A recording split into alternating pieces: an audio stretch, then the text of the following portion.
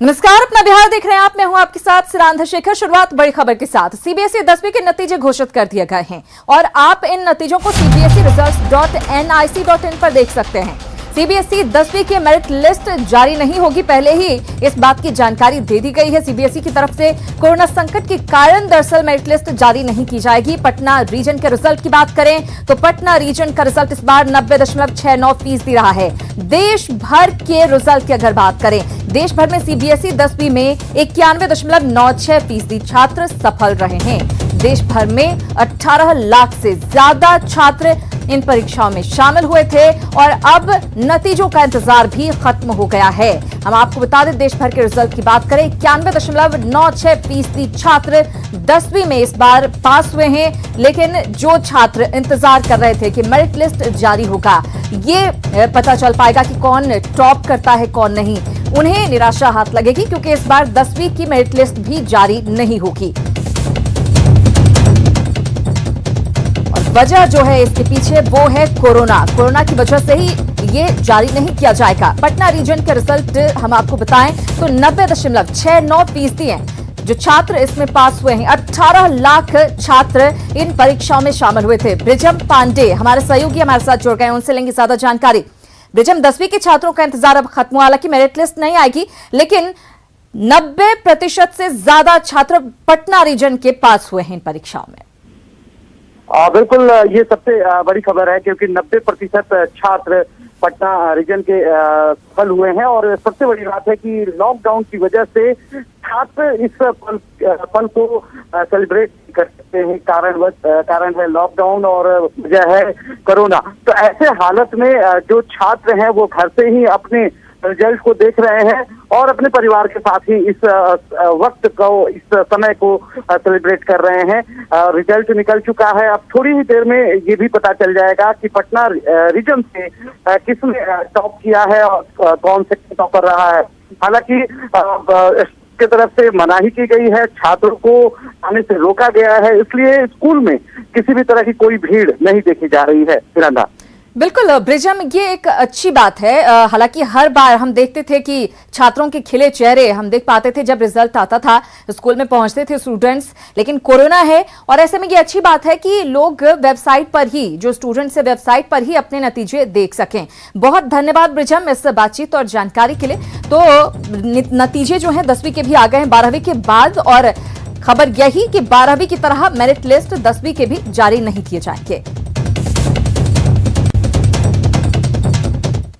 खबरों में आगे बढ़ेंगे। एटीएम चोरी की घटनाएं थमने का नाम नहीं ले रही हैं। ताजा मामला दरभंगा शहर के लालबाग पानी टंकी के पास स्थित उज्जीवन स्मॉल फाइनेंस बैंक के एटीएम का है। यहां छात्रों ने रात के 2 बजे एटीएम पर धावा बोला और एटीएम को काटकर बाहर निकाल लाए। बदमाशों ने एटीएम तोड़ने की कोशिश भी की, लेकिन जब एटीएम नहीं टूटा उनसे तो उसे ट्रक के पीछे बांधकर करीब 500 मीटर की दूरी तक घसीटा।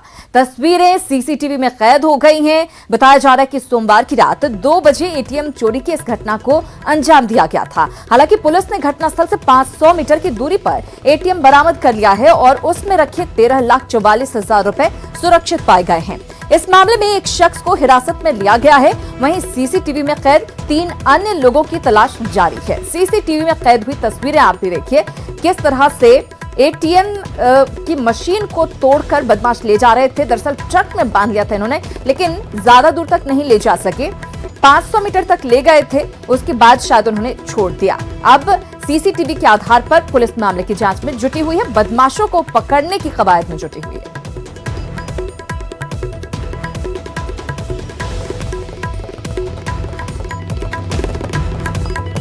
दरभंगा की ये तस्वीर आपके सामने। चोरी की कोशिश यहां पर नाकाम रही है। 500 मीटर तक एटीएम मशीन को घसीटकर बदमाश जरूर ले गए, चोर जरूर ले गए, लेकिन उससे ज्यादा आगे जाने में वो सफल नहीं हो पाए। टाटा 407 के माध्यम से उसको ले जा करके दरभंगा नगर निगम के पास किसी गली में छोड़ दिया।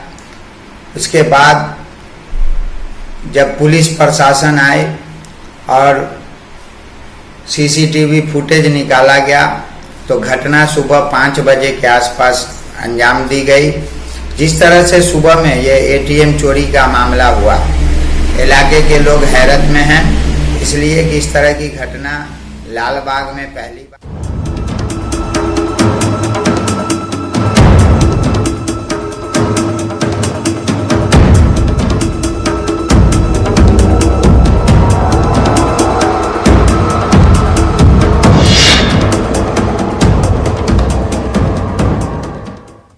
और अब बात बाढ़ से बेबस बिहार की। जी हां, सबसे पहले बात करेंगे अररिया की, जहां परमान नदी का कहर जारी है। अररिया मुख्यालय को मदनपुर कुर्सा कांटा सिकटी से जोड़ने वाली सड़क पर बन रहा बसंतपुर डायवर्जन तेज धार में बह गया।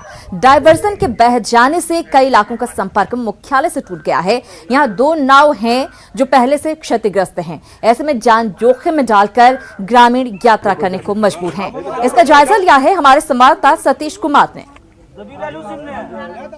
में परमान नदी ने तबाही मचाई हुई है। अभी हम मौजूद हैं परमान नदी के वह बसंतपुर इलाके में। तस्वीरों में साफ तौर पर देखा जा सकता है कि अररिया मुख्यालय से मदनपुर होते हुए कुर्सा कांटा और सिकटी को यह जोड़ता है और बसंतपुर के पास जो यह डायवर्जन है वो बह गया था। ग्रामीण है, उनसे जानते हैं कि क्या परेशानी होती है। कौन सा पुल है भैया ये बसंतपुर घाट है। कितनी परेशानी हो रही है? बहुत परेशानी हो रहा है। नाव से आ रहे हैं, घर मकान में पानी घुसा हुआ है, सबका गली गली में। नाव में देख रहे हैं कि पानी भी घुसा हुआ है अंदर। पानी चुराना नाव, ये जो है पुराना नाव है। नाव दिया नहीं गया है? नाव ने दिया, पुराना नाव है। मरम्मती वगैरह नहीं किया गया है? नहीं किया गया। तो इसमें तो खतरा बना रह सकता है डूबने का। जी खतरा बना। कितना पैसा लेते हैं लोगों को पार कराने के लिए? 5 रुपए। कहाँ जा रही हैं? हम लोग फील्ड में जा रहे हैं टीकाकरण के लिए। कहाँ पे? रामपुर जी। तो डायवर्जन तो बहा हुआ है नदी की वजह हाँ, से। वही सोच रहे हैं अब कैसे जाए यहाँ से। हम लोग दिक्कत तो होगा ही। तब ड्यूटी करना है जी।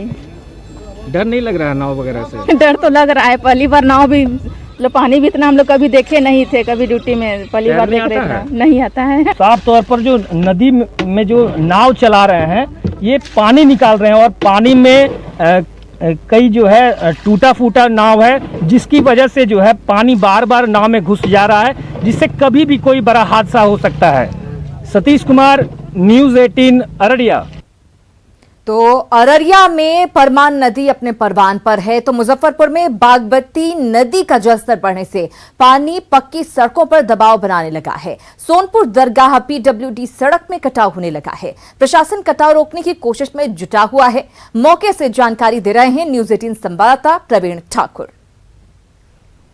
बागमती नदी के उफान में आने के बाद अब देखिए ये आवागमन की भी समस्या इलाके में, कटरा इलाके में शुरू हो रही है। और ये कटरा और गायघाट का जो पीडब्ल्यूडी सड़क है, दरगाह सोनपुर पीडब्ल्यूडी सड़क, जिसे पिछले साल भी जब फ्लड आया था उसमें भी यहाँ कटाव हुआ था और पिछले 4 दिनों से यहाँ कटाव तेज़ है। पिछले 2 दिनों से रिपेयरिंग भी की जा रही है, लेकिन जिस प्रकार का कटाव है और पानी का वेग है उससे लगातार यहाँ पर दबाव बना हुआ है। और यदि यहाँ पर कट्स होते हैं, जो बांधा जा रहा है, यदि सड़क की मरम्मती पूरी तरह से नहीं हो पाती है तो सीधे तौर पर कटरा और गायघाट में जो पानी है वो दोनों फ्लो होगा। और कहा जा रहा है कि गायघाट का जो लोमा पंचायत है और जो दूसरे पंचायत हैं वहाँ पर सीधे तौर पर बाढ़ का पानी जाएगा और इससे एक बड़ी आबादी प्रभावित होगी। कब से आप लोग रिपेयर कर रहे हैं यहाँ पर? हम लोग सीओ साहब को लगभग 3 दिन पहले सूचना दिए, वो आए, उन्होंने प्रशासनिक जो होना चाहिए मुखिया जी को आदेश किए। इसके बाद काम चालू हो गया है और काम युद्ध स्तर पर चल रहा है। हो पाएगा लग रहा है। लेकिन बाढ़ का जो पानी है वो बढ़ ही रहा है, इसलिए संभावना तो हम लोग बचाने का करेंगे। स्थिति बहुत नाजुक है। इसको पानी बढ़ेगा तो ये टूटेगा ही। हम लोग युवा रात भर जाग के इसकी सुरक्षा करते हैं, पूरा मेहनत करते हैं। प्रशासनिक उदासीनता है, सिर्फ ऑर्डर दे दिया गया है। तो स्थानीय समाज सेवी और जो युवक हैं वो भी इस मुहिम में हैं कि किसी प्रकार जो ये पीडब्ल्यूडी सड़क है, दरगाह सोनपुर सड़क, उसमें कट नहीं आए। कैमरामैन संजीव के साथ प्रवीण ठाकुर, न्यूज़ 18 कटरा, मुजफ्फरपुर।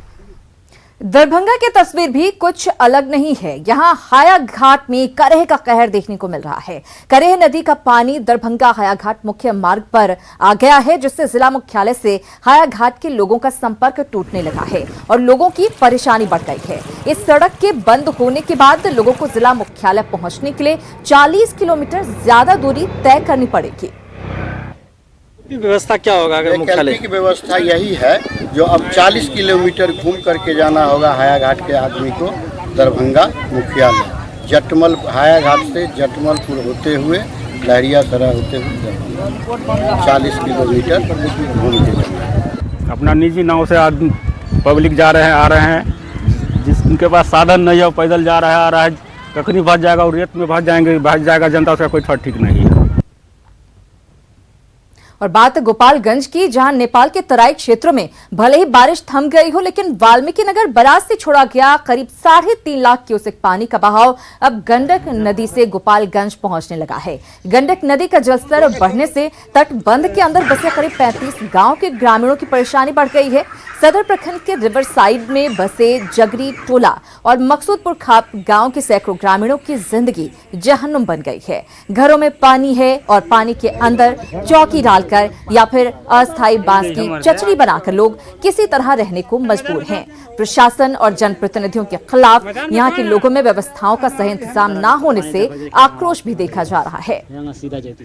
कोई पूछने नहीं आता है, नहीं कोई खाना पीने की व्यवस्था है। 24 घंटे में 2 बार खाना दिया गया, ताकि हमारे गांव का विधायक भी हैं सुभाष सिंह, वो भी नहीं पूछने आते हैं, नहीं कोई कार्रवाई करते हैं। वो विधायक जी कल आए, एक बिस्कुट बांटे थे और उसके बाद कोई यहाँ देखने सुनने के लिए कोई कुछ नहीं आता है। क्या हुआ है गांव में आपका गांव में पूरा बाढ़ आ गया, पूरा बाढ़ से गंडक पानी से पूरा डूब रहे हैं हम लोग। कल खाना मिलो है 7 बजे, आज मिलो था 6 बजे का, यही हम लोग खाना खाना। कब से बाढ़ आ गया है? 6 दिन हो गए। कितना पानी लग गया है? छाती भर। एक हाथी नहीं खेलो, मुखिया सरपंच कहाँ वालो एक हाथी। तो हर जगह पानी पानी है जिंदगानी। खगड़िया में कोसी नदी का जलस्तर बढ़ने से माडर पंचायत बाढ़ की चपेट में है। जलस्तर बढ़ने की वजह से नए इलाकों में भी पानी भरता जा रहा है, जिसकी वजह से लोगों को खासी परेशानी हो रही है। बाढ़ प्रभावित मधुरा मुसहरी गांव के लोगों से संवाददाता दिग्विजय ने बातचीत की है। मुसहरी गांव में इस समय हम खड़े हैं, जहां पे देख सकते हैं कि जलस्तर में जो कोसी नदी के जलस्तर में वृद्धि हुई है, उसके कारण गांव के चारों तरफ से पानी घिर गया है। जो स्कूल कैंपस है, प्राथमिक विद्यालय मथुरा ये है स्कूल है, वहां भी जो है उसके कैंपस में पूरा चारों तरफ से पानी आया हुआ। और जो ग्रामीण क्षेत्र है, सड़क पर पानी नदी का पहुँच चुका है वहाँ पर, जिसके कारण लोगों को आवागमन में काफ़ी परेशानी शुरू हो गई है। गाँव में कुछ लोग हैं यहाँ पे जिनसे हम बात करने की कोशिश करते हैं। और ये बताइए कि क्या परेशानी शुरू हुई है? जो भी अनाज भी था, जो भी रखा हुआ, उसमें भी पानी जो है से पानी भर गया, अनाज भी गीला हो गया। डॉक्टर का भी मजबूरी, आने जाने का भी बहुत कठिनाई। यह सारा जो है नाव दिया गया है, नाव अभी दिया नहीं गया है। क्या परेशानी हो रही है? परेशानी क्या है, खगड़िया जिला का कोई भी प्रतिनिधि यहाँ तक अभी नहीं आए। जब आ जाते हैं, इलेक्शन का समय आते हैं, कहता है जो आप करेंगे वादा आपको हम पूरे करेंगे, मगर अभी बाढ़ में डूब रहे हैं, भस रहे, कोई व्यवस्था, कोई आने वाला नहीं, कोई देखने वाला यहाँ नहीं है। तो जिस तरह से आपने सुना, जो बाढ़ पीड़ित है, जिनके गाँव चारों तरफ से पानी घिर चुका है और आवागमन से लेकर के रहने और खाने पीने में भी काफ़ी परेशानी हो रही है। ऐसे में जिला प्रशासन को यहाँ तक जो अधिकारी है वहाँ तक पहुँचना चाहिए और लोगों की समस्या से अवगत होनी चाहिए। दिग्विजय कुमार, न्यूज़ 18 खगड़िया। तो खगड़िया के लोगों में खासी नाराजगी है जनप्रतिनिधियों को लेकर कि देखने भी नहीं आ रहे हैं। ऐसे हालात बाढ़ की वजह से बने हुए हैं। चलिए दरभंगा की बात करते हैं, जहां पर बाढ़ ने बेबस कर रखा है लोगों को। रजनीश हमारे सहयोगी वहां पर ग्राउंड जीरो पर मौजूद हैं। क्या स्थिति है उन्हीं से जानते हैं। रजनीश, चाहूंगी जरा तस्वीरें भी दिखाएं, क्या स्थिति है, लोग किस हाल में रह रहे हैं और बाढ़ ने कितना कहर यहां पर मचाया हुआ है।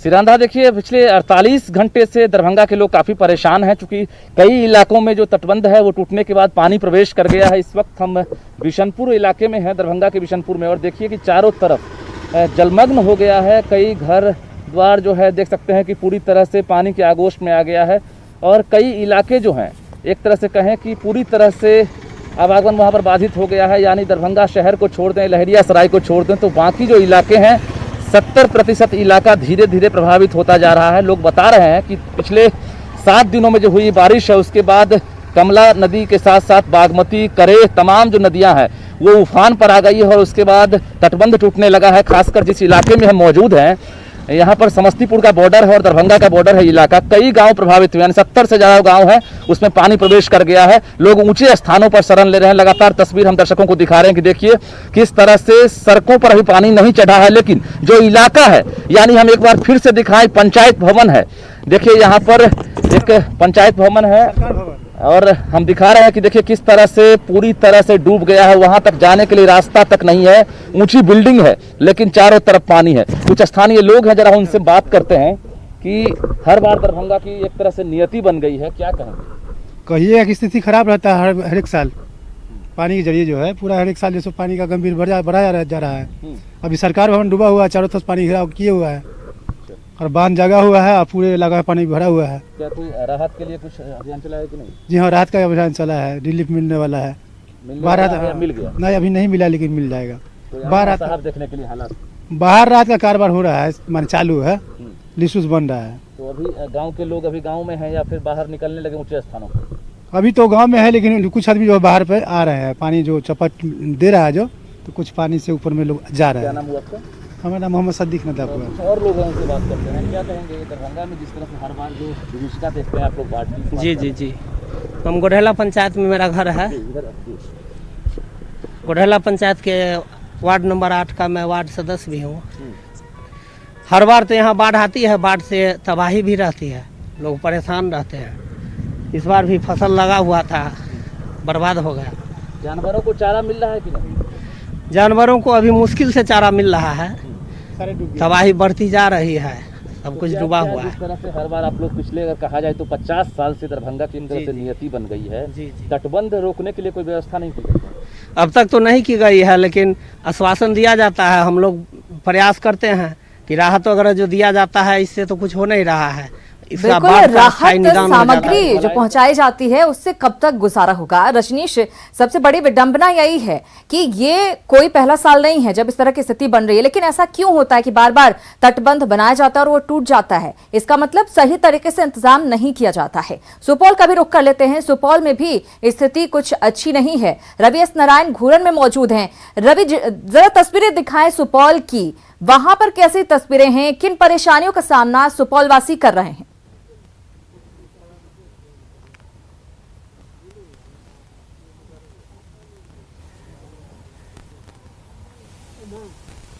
रवि, आपको आवाज मिल रही है? तो हम चाहेंगे जरा हमारे दर्शकों को तस्वीरें दिखाएं। न्यूज़ 18 बिहार झारखंड के दर्शकों को क्या स्थिति सुपौल के घूरन में बनी हुई है।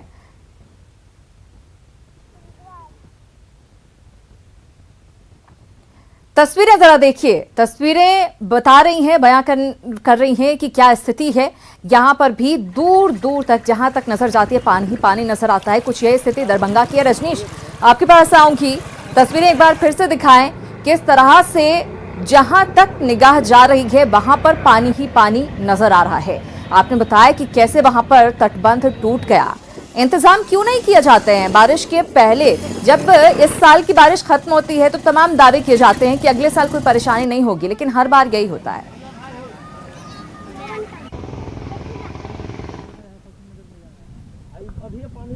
रजनीश,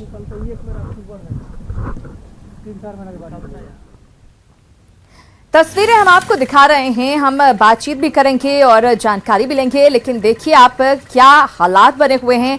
और सबसे बड़ी बात यह है कि ये ऐसा नहीं है कि किसी एक साल इस तरह की बाढ़ आती है, हर साल हालात ऐसे ही होते हैं, लेकिन कुछ भी नहीं किया जाता है। ऐसा होता है कि लोगों के घर डूब जाते हैं और उसके बाद लोगों को अपना आशियाना खाली करना पड़ता है और सुरक्षित जगहों में जाकर शरण लेनी पड़ती है।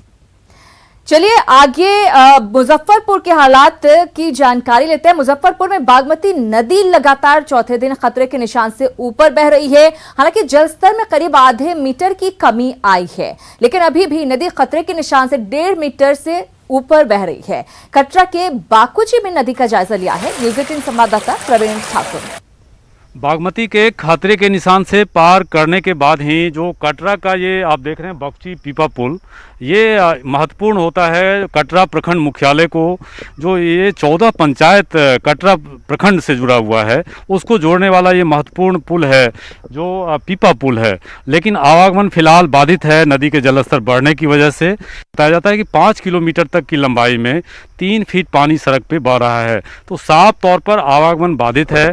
और जो एनडीआरएफ की टीम है अब इलाके में कैंप कर रही है, लेकिन उसके एक्सरसाइज की मांग की जा रही है कि वो अब घरों से लोगों को रेस्क्यू करे। लेकिन प्रशासन फिलहाल इस इंतजार में है कि जो लोग आ रहे हैं खुद से नाव के सहारे वो आ जाएं, लेकिन जब कमर से ऊपर घरों में पानी होगा उसके बाद एनडीआरएफ अपना काम करेगी। सर यहाँ पे तो आने में बहुत कठिनाई हो रहा है, और यहाँ से वहाँ ले बेनीबाद से इधर जो कुछ सड़क है इतना पानी है, लोगों को आने में कठिनाई है, तो किसी नाव के सहारे लोग आते हैं। अब प्रशासन के लिए चुनौती है जो कैसे लोगों को आवागमन की सुविधा मुहैया कराई जाए ताकि कम से कम जानमाल की भी क्षति हो, इसकी भी गारंटी प्रशासन दे सके। कैमरामैन संजीव के साथ प्रवीण ठाकुर, न्यूज़ 18 कटरा। तो बागमती नदी किस तरह से विकराल रूप दिखा रही है ये आपने देखा। चलिए कुछ और जगहों का जायजा लेते हैं। सुपौल में हमारे सहयोगी मौजूद हैं। सुपौल के घूरन में रवि एस नारायण मौजूद हैं और इसके साथ ही गोपालगंज में हमारे सहयोगी आनंद अमृतराज मौजूद हैं। सुपौल का रुख करेंगे। सबसे पहले रवि आपसे जानना चाहूंगी, सुपौल की तस्वीरें कैसी हैं, क्या कहानी यहाँ पर बयां हो रही है, कितने लोग बेघर हुए हैं और घर लौटने का इंतजार कर रहे हैं?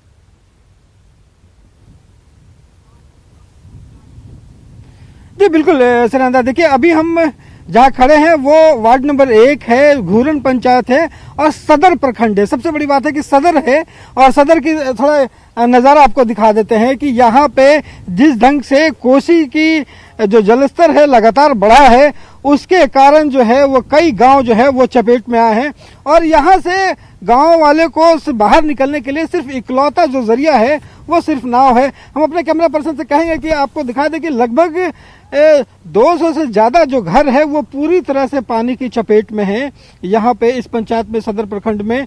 और सारे लोग जो हैं वो बारी बारी से नावों के जरिए जो है वो बाहर आ रहे हैं। हालांकि राहत की एक बात ये है कि जहाँ पे लोग कह रहे हैं कि पिछले 2 दिनों से जो जलस्तर है वो थोड़ा कम जरूर हुआ है, लेकिन सबसे बड़ी बात अभी जलस्तर कम जरूर हुआ है, लेकिन सवाल यही है कि अभी तो 15 जुलाई है और इसके बाद अभी पूरा कहिए कि अगस्त तक यहाँ पर बारिश होती है, तब किस तरह की स्थिति बनेगी अंदाजा लगा सकते हैं। आनंद से भी जरा हाल ले लेते हैं गोपालगंज का। आनंद, जरा गोपालगंज का हाल बताएं।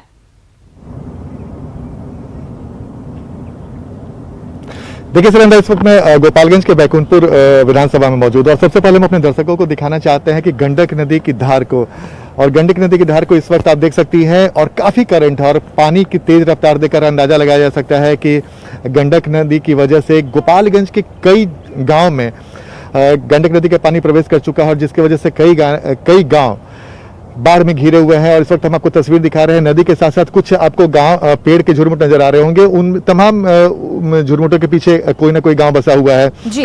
लेकिन इस वक्त करंट देखकर आप अंदाजा लगा सकते हैं। और खासकर अभी जो जानकारी मिली कि फिलहाल जो जानकारी है कि वाल्मीकि नगर में जो बराज में पानी फिलहाल कम छोड़ा गया है और चूंकि नेपाल का जो तराई का इलाका है वहां पे बरसात कम हुई है, लेकिन अभी जैसा कि आपने बताया सिरांदा कि मानसून का पूरा वक्त अभी बचा हुआ है, समय बचा हुआ है और उसके बाद हालात का अंदाजा हम लगा सकते हैं। आनंद और रवि, आप दोनों का बहुत धन्यवाद। रजनीश पे हमारे साथ जुड़े थे। रजनीश, आपका भी बहुत शुक्रिया। चलिए अब क्या हालात हैं बताते हैं आपको। बिहार बाढ़ और बेबसी ये हर साल की हालत है।